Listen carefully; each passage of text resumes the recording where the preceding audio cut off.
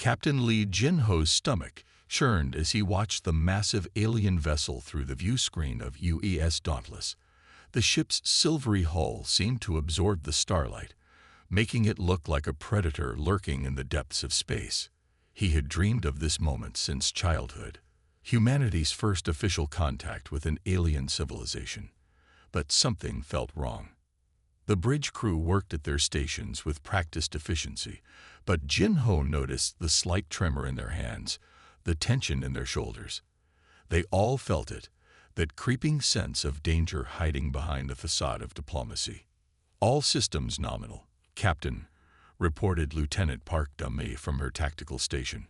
Her voice was steady, but her fingers kept brushing the weapons controls. "The Kowrin vessel is maintaining position at 50,000 kilometers."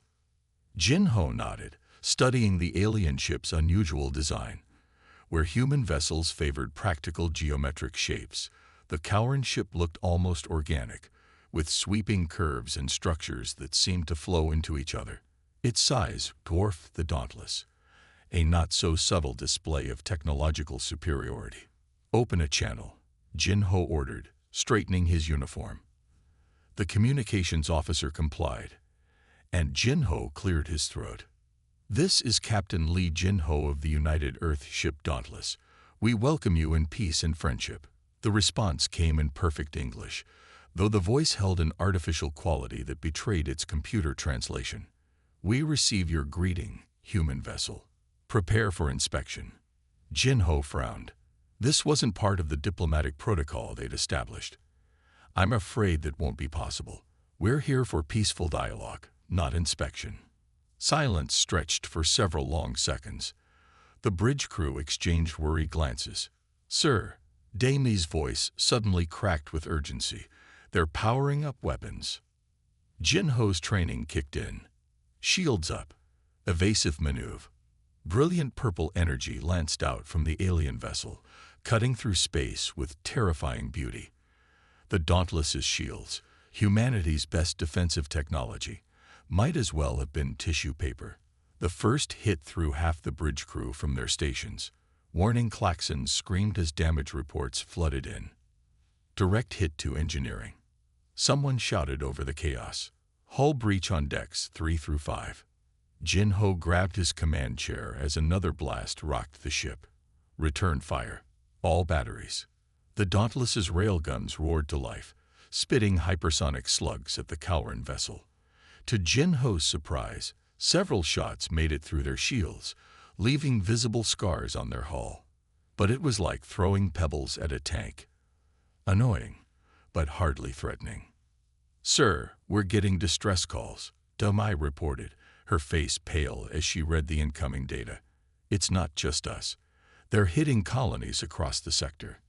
New Mars, Europa Station, the Ganymede Outpost, all under attack." Jin-ho's blood ran cold as he realized the scale of what was happening. This wasn't a diplomatic misunderstanding or a rogue commander. This was a coordinated attack, the opening move in a war humanity hadn't known was coming. "Engineering reports critical damage to the main reactor," Dami continued. "We can't take another hit like that." Looking at his crew, some injured, all scared but determined, Jin-ho made his decision. Send out a Priority 1 distress call to Earth Command. Include all sensor data on their weapons and shields. Then plot an emergency jump out of the system.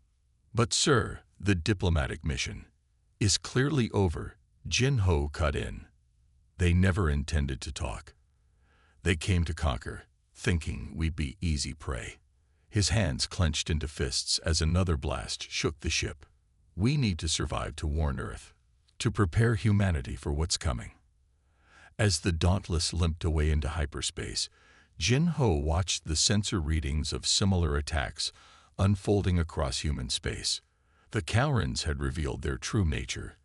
They saw humans as primitives, unworthy of respect or mercy. Their technology was centuries ahead of Earth's. They expected an easy victory over a younger, weaker species. But Jin-ho knew something the Kowrins didn't. Throughout human history, nothing had driven innovation and unity like the threat of extinction. Instead of cowering, Humanity would adapt. Instead of surrendering, they would fight. And in pushing humans to the brink, the Cowrans would learn why Earth's history books were filled with tales of bigger, stronger powers who made the fatal mistake of underestimating humanity's will to survive. Send a message to all surviving ships, Jin Ho ordered as they fled. Tell them this is just the beginning. The real fight hasn't even started. Behind them, the Cowran ship hung in space like a dark promise of things to come. But they had made a crucial error.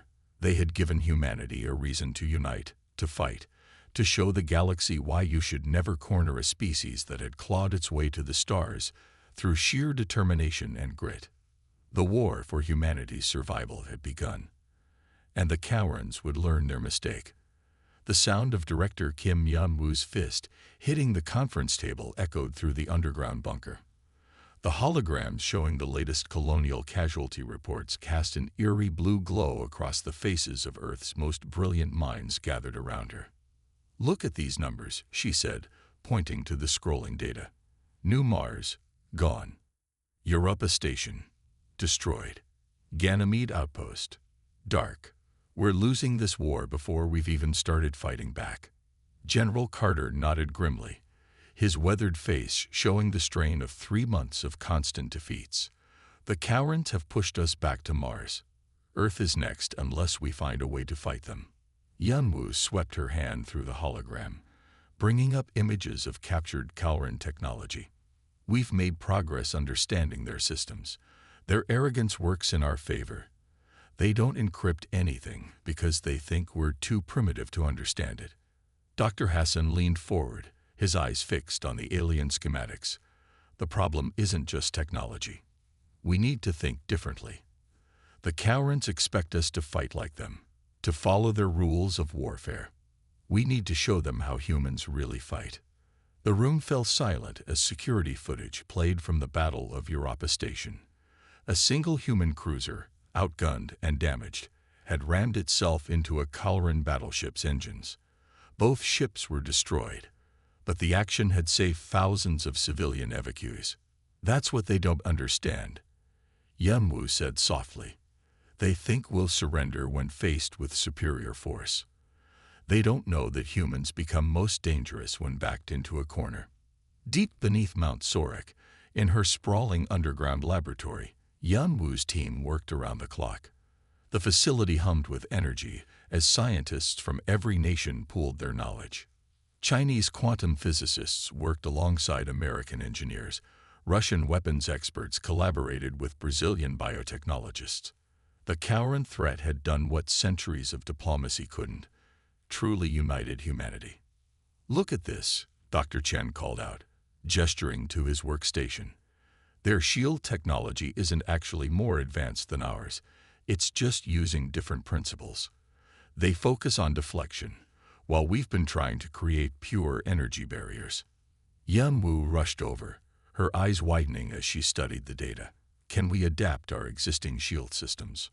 Better, Chen grinned. We can improve them. The Cowrans never considered combining deflection with absorption. They think it's inefficient. But if we... The work continued day and night. Coffee cups piled up as breakthroughs came one after another. The Cowrans had made a critical mistake. They'd judged humanity by their current technology level, not their potential for rapid advancement. In her private office, Yun-woo reviewed the latest test results. The captured Cowran weapons they'd studied had revealed weaknesses no one had expected. Their technology was advanced, yes, but it was also stagnant. They hadn't faced a real challenge in centuries. A knock at her door interrupted her thoughts. Director, her assistant said urgently, you need to see this. In the main testing chamber, a prototype hybrid shield flickered to life around a test vehicle. Cowran energy weapons, captured in recent skirmishes, fired at full power. The shields held. How? General Carter asked, watching from the observation deck. We combined our theoretical work on quantum fields with their deflection technology, Yun-woo explained, unable to hide her excitement. Then we added something they never considered: adapting the shield frequency in real time based on the attack. The implications were staggering. For the first time since the war began, humanity had a defense against Calran weapons. It wasn't just a copy of alien technology, it was an improvement. "Send this to all our shipyards immediately," Carter ordered. "How long until we can refit the fleet?" 2 weeks for the first ships, Yunwu replied. "But that's not all we've developed." She led the general to another lab, where captured Calran computers were being studied. Their AIs are powerful but rigid. They can't adapt to unexpected situations. We're developing viral programs that can exploit this weakness. Carter's eyes narrowed as he understood. Electronic warfare, on a scale they've never imagined, Yunwu confirmed. The Karens think their systems are invulnerable because no one has ever challenged them. They're about to learn what happens when you push human ingenuity to its limits. As she looked around at her team, tired but determined, pushed to their limits but refusing to give up, Yunwu felt a surge of pride. The Karens had thought humans were primitive, unworthy of respect.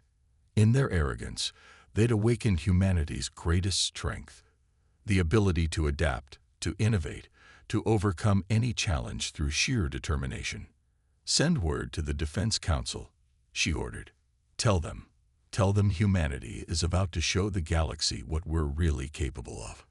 The war was far from over, but for the first time since the Calran attack, hope flickered in the underground labs of Mount Sorek.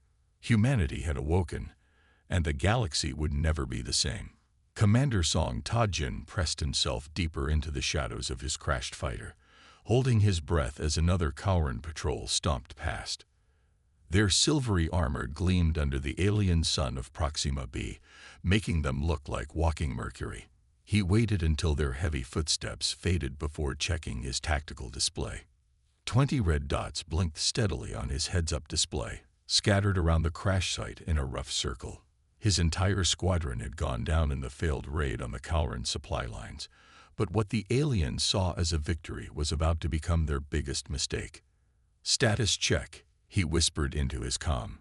One by one, his pilots responded with quiet confirmations. Despite the crash, despite being stranded behind enemy lines, not a single one had surrendered. That was the thing about humans. They became most dangerous when defeat seemed certain. Through his binoculars, Tajin studied the Calran battlecruiser looming in the distance. It had landed to investigate the crash site, its crew confident that no human could survive such a devastating attack. The ship's size was intimidating, nearly a kilometer long, bristling with weapons that could vaporize cities. "Remember the plan," he murmured into the comm. "Teams 1 and 2, you're our ghosts. Keep their patrols chasing shadows. Team 3, ready the surprises we prepared. Team 4, with me. We move when they're stretched thin." The next hour was a masterclass in human deception. Small explosions and sensor ghosts drew Calran patrols further from their ship.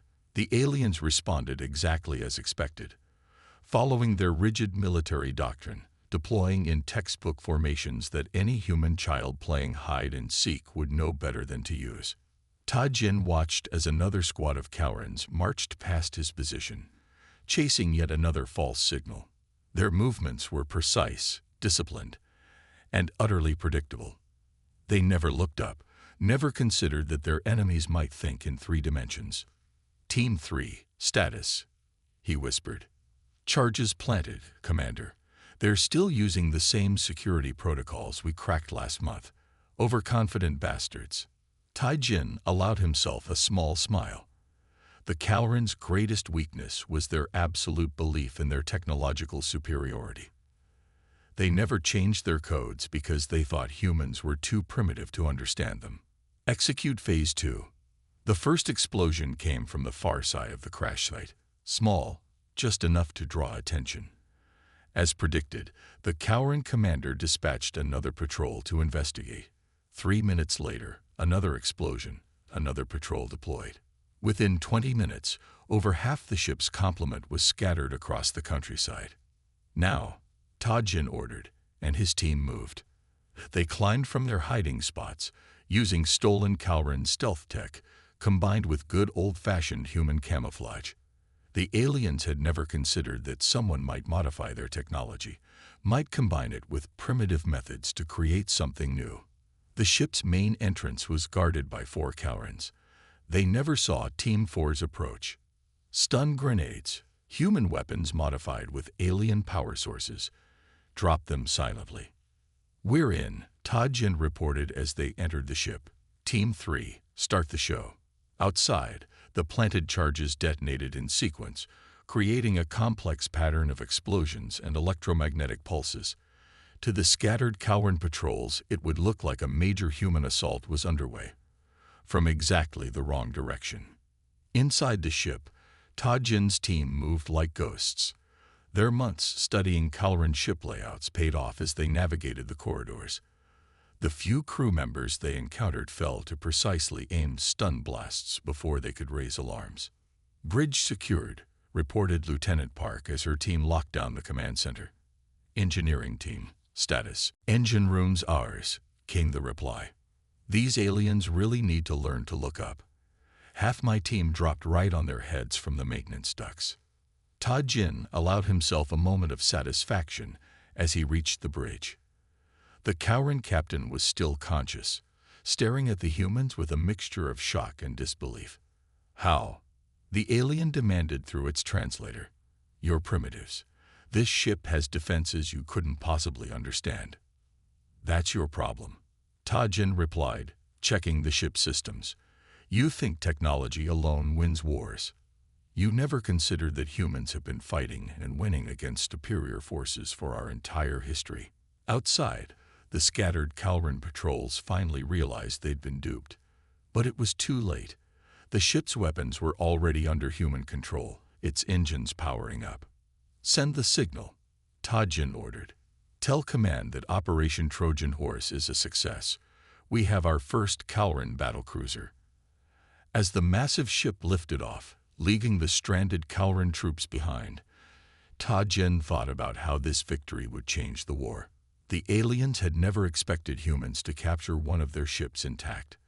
They'd never imagined that a primitive species could turn defeat into victory through sheer audacity and determination. "Set course for Earth," he commanded. "Let's show them what humans can do with their technology." The battlecruiser jumped to hyperspace, carrying with it humanity's first major victory of the war, and proof that sometimes the best technology in the universe was no match for human ingenuity and courage. Dr. Kang Min-seo wiped the sweat from her forehead as she made the final adjustments to the prototype weapon. Her laboratory deep within the Seoul Defense Complex hummed with energy as dozens of scientists worked on similar projects, all aimed at one goal: finding new ways to fight back against the Cowran invaders. The weapon on her workbench looked like nothing ever seen before. Its sleek housing contained both traditional human ballistic components and salvaged Cowran energy systems. Where others saw incompatible technologies, Min-seo had seen opportunity. Recording test number 47 of the K-47 hybrid combat system, she spoke into her datavat. Previous tests showed promising results, but power regulation remains inconsistent. New containment matrix should solve the stability issues. Her assistant, Dr. Rodriguez, monitored the sensors from behind a reinforced barrier. The last prototype had exploded spectacularly, teaching them both the importance of safety measures when combining alien and human technology. "Power cells at optimal levels," Rodriguez reported. "Containment field stable. Ready when you are." Min-seo took a deep breath and activated the targeting system. The rifle hummed to life, its hybrid core pulsing with a combination of human and alien energy signatures. The test target, a section of Cowran hull armor, waited downrange. Test firing in 3, 2, 1. The weapon discharged with a sound unlike anything on Earth, part thunderclap, part energy pulse. A hyper-accelerated projectile, wreathed in Cowran plasma energy, struck the target. The results exceeded all expectations. "Direct penetration," Rodriguez shouted, checking his instruments. "Clean through the Cowran armor." "Min-seo, you've done it." But Min Seo was already examining the weapon's readouts. The containment field held perfectly. Power consumption is within acceptable parameters. We can make it even better. She pulled up the design schematics on her holographic display. The beauty of her invention wasn't just its power, it was its simplicity. The Cowards had never considered combining their energy weapons with physical projectiles. In their arrogance, they'd dismissed ballistic weapons as primitive, failing to see their potential. General Park needs to see this, Rodriguez said, still staring at the hole in the target. This could change everything. Within an hour, the testing range was filled with military observers. General Park himself stood beside Min Seo as she explained her creation. The Cowards rely entirely on energy shields calibrated for plasma weapons, she demonstrated. But our hybrid rounds combine kinetic impact with plasma disruption. Their shields can't handle both at once. The general nodded thoughtfully.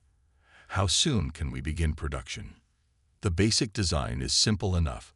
We can modify existing rifles with Cowran components from captured ships. 2 weeks for the first batch, maybe a month to arm a full division. As if to emphasize her point, she fired another round. The assembled officers watched in amazement as it punched through multiple layers of alien armor. The Cowards think humans are primitive because we still use physical projectiles, Min Seo explained. They'd never imagined we'd combine their technology with ours in ways they never considered. Production began immediately. Factories that had once made traditional weapons were retooled to create these hybrid arms. Each captured piece of Cowran technology was studied, dismantled, and repurposed. In her lab, Min Seo continued refining the design. She added adaptive targeting systems that could predict Cowran shield frequencies. She developed specialized ammunition that could switch between armor-piercing and anti-personnel modes. The beauty of human innovation, she told her team, is that we don't care where good ideas come from. We take what works and make it better. 3 weeks later, the first combat reports came in. A Cowran assault force, confident in their superior technology, had encountered Earth troops armed with the new weapons. The alien shields, designed to stop pure energy weapons, had provided no protection against the hybrid rounds. Min Seo read the reports with grim satisfaction. The Cowards had made a crucial mistake in assuming that technological advancement only moved in one direction. They'd forgotten that sometimes the best solutions came from combining the old with the new. Begin work on the heavy weapons variants, she ordered her team. The Cowards are about to learn that humanity's greatest weapon isn't our technology, it's our creativity. As she turned back to her workbench, Min Seo allowed herself a small smile. The aliens had thought humans primitive for clinging to physical weapons. Now those same primitive principles, combined with stolen alien tech, were becoming their worst nightmare. The war was far from over, but humanity had found its edge. Innovation, born from desperation and determination, would show the galaxy why you should never underestimate human ingenuity. General Choi Han-bin stood in the command center of the UES Retribution, watching the battle unfold through the massive holographic display. Human warships, now equipped with hybrid technology, engaged the Cowran fleet with devastating effect. The aliens' once impenetrable formations crumbled under attacks they never expected to face. Battle Group 7 has breached their defensive line, reported Captain Lee from her station. The Cowards are falling back to their secondary positions. Han Bin nodded, his eyes fixed on the tactical display. 6 months ago, such a victory would have been unthinkable. The Cowards had arrived with overwhelming force, expecting humanity to crumble. Instead, they'd awakened a sleeping giant. Status of the ground forces on Proxima Colony, he asked. Liberation proceeding ahead of schedule, sir. The hybrid weapons are proving even more effective than expected. Cowran armor can't withstand the combined kinetic and energy impacts. The bridge crew worked with quiet efficiency, coordinating the complex dance of ships and soldiers. Every person present knew the significance of this moment. Humanity's first major offensive into Cowran space. Sir, his aide interrupted, We're detecting a priority signal from the Cowran command ship. They're requesting direct communication. Han Bin straightened his uniform. Put them through. The holographic display shifted, revealing the face of the Cowran fleet commander. The alien's expression was unmistakable even on its inhuman features, shock mixed with growing fear. "This is impossible," the Cowran stated, its translator struggling to convey the emotion in its voice. How are you doing this? You were primitive savages mere months ago." Han Bin allowed himself a small, grim smile. "You should have studied Earth's history better, Commander. Humans have always been at their most innovative when fighting for survival. You're using our own technology against us. This violates all conventions of warfare." "Conventions?" Han Bin's voice hardened. "Like the conventions you followed when you attacked our colonies without warning, when you bombarded civilian targets." The Cowran commander drew itself up. "We offered you the chance to surrender honorably, to accept your place as a lesser species under our guidance. And that was your fatal mistake." Han Bin gestured to the tactical display, where another Cowran formation was disintegrating under human assault. "You judged us by our technology level, not our potential. You never considered that humans thrive on challenges." As if to emphasize his point, a nearby explosion lit up space as a human destroyer executed a maneuver the Cowrans had deemed impossible, sliding through their defensive screen to deliver a killing blow to a battlecruiser. "Look around you, Commander," Han Bin continued. "Those ships you're facing, we built them using your own captured technology, improved with human innovations you never imagined. Those weapons tearing through your shields, they combine your energy systems with our primitive ballistic principles." The alien's expression shifted to something close to horror as it finally understood. They hadn't just awakened humanity's fighting spirit. They'd given humans the tools to surpass them. "Fall back," Han Bin advised. "Take this message to your leaders. Humanity is no longer the primitive species you found at the edge of space. We're coming for our colonies. We're coming for our people. And we're coming with every weapon, every strategy, every innovation you forced us to develop. You would threaten the entire Cowran Empire." "No, Commander. We're offering you a choice. Retreat and survive, or continue this war and learn why every species that ever underestimated humanity has regretted it." The communication ended abruptly as the Cowran command ship jumped to hyperspace, leading their remaining forces in a full retreat. The bridge crew cheered, but Han Bin remained focused on the tactical display. "Send word to all fleet commanders," he ordered. "Phase 2 begins now. We push deeper into their territory. Show them that humanity isn't just fighting back. We're taking the war to them." As the human fleet reformed for the next assault, Han Bin reflected on the irony of the situation. The Cowrans had attacked Earth expecting to find an easy conquest. Instead, they created their own worst nightmare. A humanity united, innovative, and now armed with technology they understood better than its creators. "Set course for the next Cowran stronghold," he commanded. "Let's show them what humanity can really do when pushed too far." The stars stretched into streaks as the fleet jumped to hyperspace, carrying with them humanity's message to the galaxy. Never underestimate a species that turns adversity into advantage, that transforms defeat into determination, that grows stronger with every challenge it faces. The war had entered a new phase, and the Cowrans were about to learn why humanity's greatest strength wasn't its weapons or technology. It was the indomitable spirit that drove them to overcome any obstacle, any enemy, any challenge that stood in their way. Admiral Lee Soo-jin's hands clenched into fists as she watched New Seoul burn. The Cowran bombardment lit up the night sky, turning Korea's proud second colony into an inferno. Casualty reports scrolled endlessly across her command screens, each number representing a life snuffed out by alien weapons. 2 million confirmed dead, her XO reported quietly. The bastards targeted civilian shelters first. Soo-jin's face remained a mask of cold fury as she studied the tactical display. The Kaurans had struck without warning, jumping their fleet past the outer defenses. They expected this show of force to break humanity's will to fight. They couldn't have made a bigger mistake. "Status of Operation Thunderstrike?" she asked, her voice carrying an edge that made her staff officers straighten. "All ships report ready, Admiral. The new weapons are armed and primed. The fleet awaits your command." Su-Jin nodded slowly, thinking of her family in New Seoul, of her daughter who had been teaching at the university when the bombardment began. The Kaurans thought they were teaching humanity a lesson. Instead, they had awakened something terrible. "Send the code phrase to all ships," she ordered. "Operation Thunderstrike begins now." Throughout the sector, humanity's hidden fleet powered up. Ships equipped with technology stolen from a dozen alien races, modified and combined in ways their original creators had never imagined. The Kaurans had unwittingly armed their own destruction.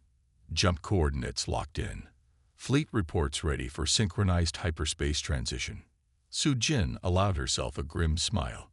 Execute. Space itself seemed to tear apart as hundreds of human warships emerged from hyperspace simultaneously.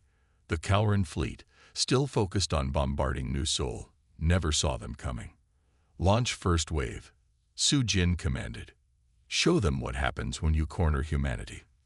The new weapons deployed with devastating effect. Missiles carrying hybrid drives pierced Kauran shields as if they didn't exist.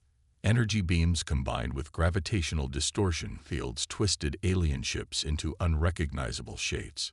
Each weapon represented humanity's response to being pushed to the brink, innovation born of desperation and rage.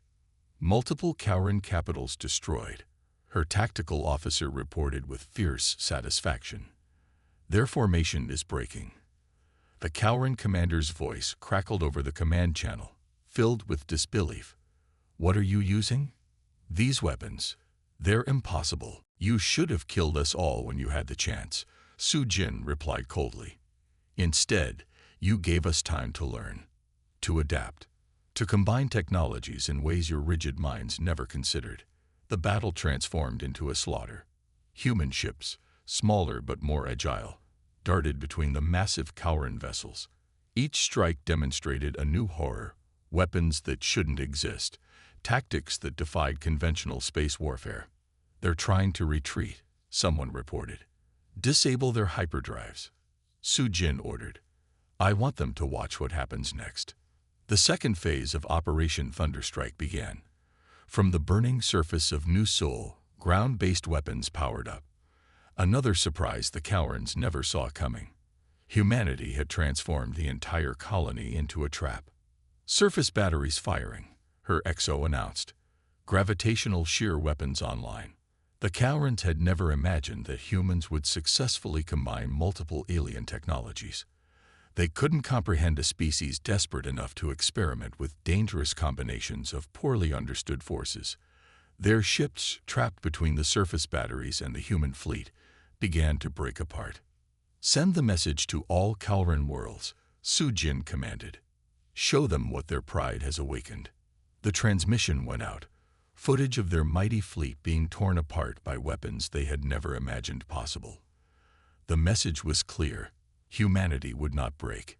Each attack only made them stronger, more innovative, more dangerous. "The last Kauran ship is destroyed, Admiral," her tactical officer reported. "No survivors." Su-Jin nodded slowly, looking at the burning ruins of New Seoul. "Begin rescue operations and prepare the fleet for Phase 2. "Phase 2, Mom. We're taking the war to their homeworld," she declared. "The Kaurans thought they could break our spirit by destroying one colony. Now we'll show them what happens when you push humanity too far." As rescue ships descended to the surface of New Seoul, Su-Jin thought about how the galaxy had changed. The Kaurans had attacked Earth expecting to find an easy conquest. Instead, they had created their own worst nightmare: a humanity united in fury, armed with technologies they barely understood, but wielded with terrible effectiveness. "Send word to all commands," she ordered. "Operation Thunderstrike continues. We don't stop until they understand that humanity's greatest weapon isn't our technology. It's what we become when you leave us no choice but to survive. The stars seemed to watch in silence as humanity's fleet reformed, preparing to carry their terrible vengeance to the heart of Kalran space. They had learned too late the most important lesson about humans. Nothing is more dangerous than a species fighting for survival. President Seo Jae-min stood at the center of the gleaming peace chamber aboard the neutral station Harmony, his calm expression masking the weight of history on his shoulders. Around him, the combined diplomatic delegations of Earth and the Kalran Empire filled the circular room. Former enemies brought together by exhaustion and mutual respect earned through blood.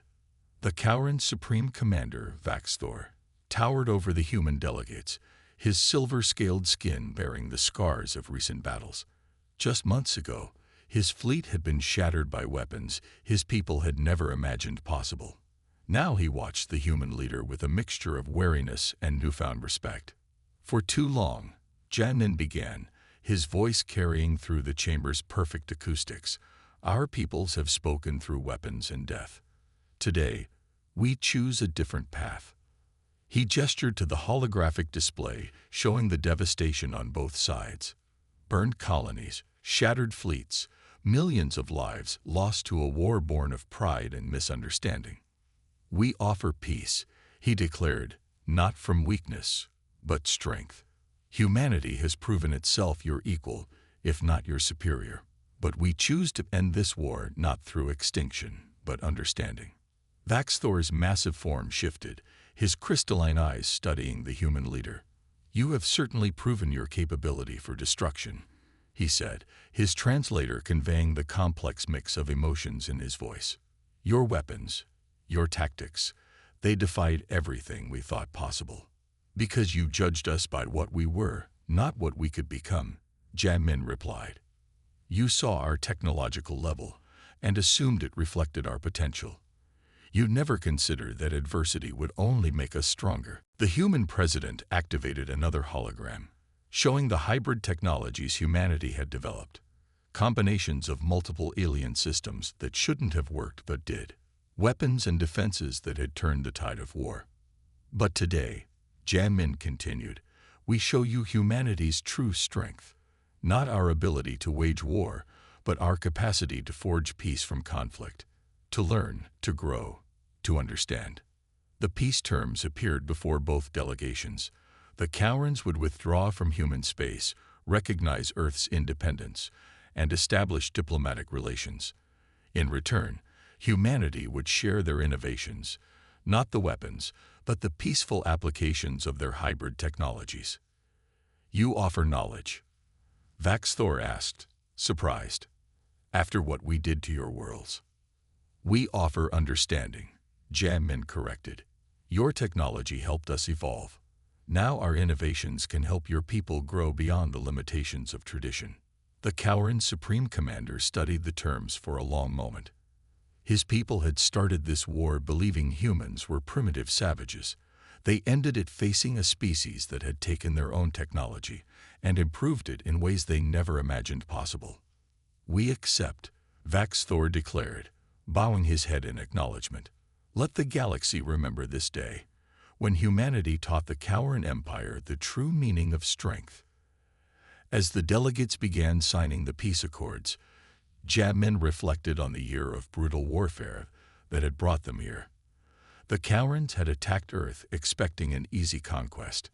Instead, they had forced humanity to reveal its greatest power, not the ability to destroy, but the capacity to transform destruction into creation. The war is over, he announced to the gathered delegations. Let us now show the galaxy what our peoples can achieve together. In the years that followed, the relationship between humans and Kalrans would transform the galaxy. Human innovation combined with Kalran resources led to technological revolutions that benefited all species. The hybrid technologies that had won the war were turned to peaceful purposes, solving problems that had plagued civilizations for millennia. But more importantly, the galaxy learned the truth about humanity. Their greatest strength wasn't their weapons or their technology. It wasn't even their ability to adapt and overcome. It was their capacity to forge understanding from conflict, to transform enemies into allies, to see opportunity for growth in the darkest moments. The Kauran War became a lesson for all spacefaring races. Never underestimate a species that could take the fires of war and use them to forge the foundations of peace. Humanity had proven itself not just capable of surviving, but of turning survival into something greater. The ability to build a better future from the ashes of conflict. The end.